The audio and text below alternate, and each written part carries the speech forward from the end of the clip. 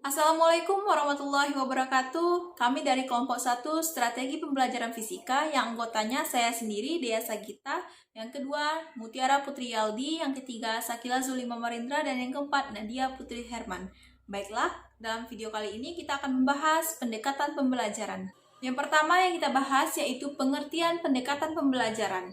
Menurut Ahmad Sudrajat, pendekatan pembelajaran diartikan sebagai titik tolak atau sudut pandang kita terhadap proses hukum pembelajaran yang merujuk pada pandangan tentang terjadinya suatu proses sifatnya masih sangat umum.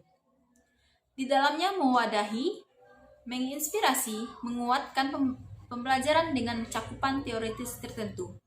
Yang kedua, menurut Saifuddin Sagala 2005, pendekatan pembelajaran merupakan jalan yang akan ditempuh oleh guru dan siswa dalam mencapai tujuan instruksional untuk suatu satuan instruksional tertentu.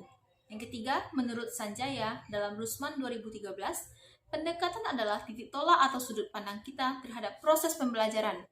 Istilah pendekatan merujuk kepada pandangan tentang terjadinya suatu proses yang sifatnya masih sangat umum.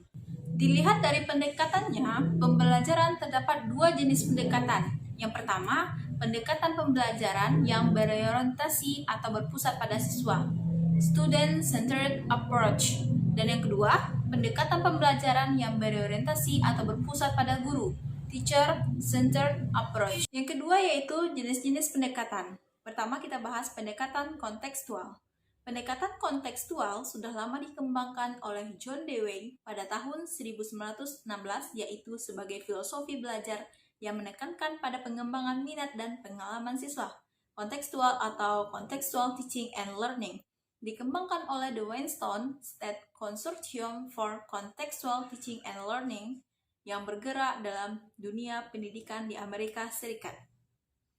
Pendekatan kontekstual merupakan pendekatan yang membantu guru mengaitkan antara materi yang diajarkannya dengan situasi dunia nyata siswa dan mendorong siswa membuat hubungan antara pengetahuan yang dimilikinya dengan penerapannya dalam kehidupan mereka sebagai anggota keluarga dan masyarakat.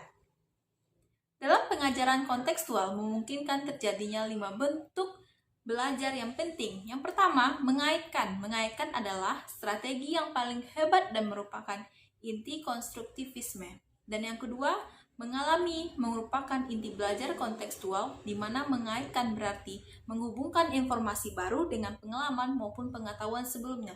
Dan yang ketiga, menerapkan. Siswa menerapkan suatu konsep ketika ia melakukan kegiatan pemecahan masalah. Guru dapat memotivasi siswa dengan memberikan latihan yang realistis dan relevan. Dan yang keempat, kerjasama. Siswa yang bekerja secara individu sering tidak membantu kemajuan yang signifikan. Sebaiknya, siswa yang bekerja secara kelompok sering dapat mengatasi masalah yang kompleks dengan sedikit bantuan. Dan yang terakhir, yang kelima, yaitu mentransfer. Peran guru membuat bermacam-macam pengalaman belajar dengan fokus pada pemahaman, bukan hafalan. Selanjutnya akan dijelaskan oleh rekan saya, yaitu Mutiara Putri Yaldi. Kepada Mutiara Putri Yaldi, dipersilahkan. Baiklah, terima kasih kepada Saudari Dea. Pendekatan selanjutnya yaitu pendekatan konstruktivisme.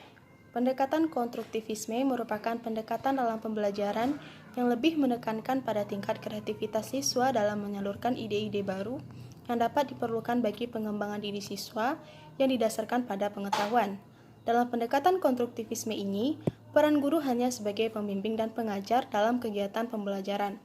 Oleh karena itu, guru lebih mengutamakan keaktifan siswa dan memberikan kesempatan kepada siswa untuk menyalurkan ide-idenya sesuai dengan materi yang disajikan dalam rangka meningkatkan kemampuan siswa secara pribadi.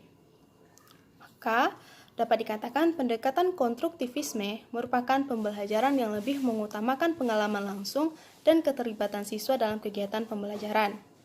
Selanjutnya, pendekatan deduktif. Pendekatan deduktif atau deductive approach adalah pendekatan yang menggunakan logika untuk menarik atau lebih kesimpulan berdasarkan seperangkat premis yang telah diberikan. Dalam sistem deduktif yang kompleks, peneliti dapat menarik lebih dari satu kesimpulan. Metode deduktif ini sering digambarkan sebagai pengambilan kesimpulan dari sesuatu yang umum ke sesuatu yang khusus. Pendekatan deduktif juga dikatakan proses penalaran yang bermula dari keadaan umum ke keadaan khusus sebagai pendekatan pengajaran yang bermula dengan menyajikan aturan, prinsip umum, dan diikuti dengan contoh-contoh khusus penerapan aturan. Selanjutnya ada pendekatan induktif. Berkebalikan dengan pendekatan induktif tadi, pendekatan induktif lebih menekankan pada pengamatan dahulu, baru menarik kesimpulan berdasarkan pengamatan tersebut. Metode ini sering disebut sebagai sebuah pendekatan pengambilan kesimpulan dari khusus menjadi umum. Selanjutnya, pendekatan konsep. Pendekatan konsep adalah pendekatan yang mengarahkan peserta didik menguasai konsep secara benar dengan tujuan agar tidak terjadi kesalahan konsep atau miskonsepsi. Konsep, seperti yang kita ketahui, adalah klarifikasi perangsang yang memiliki ciri-ciri tertentu. Konsep merupakan struktur mentah yang diperoleh dari pengamatan dan pengalaman. Selanjutnya ada pendekatan proses. Pendekatan proses merupakan pendekatan pengajaran yang memberikan kesempatan kepada siswa untuk menghayati proses penemuan atau penyusunan suatu konsep sebagai suatu keterampilan proses. Pendekatan proses ini juga dapat dikatakan pendekatan yang berorientasi pada proses bukan hasil. Pada pendekatan ini, kita harapkan peserta didik benar-benar menguasai proses. Pendekatan proses ini sangat penting untuk melatih daya pikir dan untuk mengembangkan kemampuan berpikir atau melatih psikomotor peserta didik. Nah, selanjutnya ada pendekatan sains, teknologi, dan masyarakat. Pendekatan sains, teknologi, and society atau STS atau pendekatan sains, teknologi, dan masyarakat atau STM merupakan gabungan antara pendekatan konsep keterampilan, proses, CBSA, inquiry, dan discovery, serta pendekatan lingkungan. Filosofi yang mendasari pendekatan STM ini adalah pendekatan konstruktivisme. Seperti yang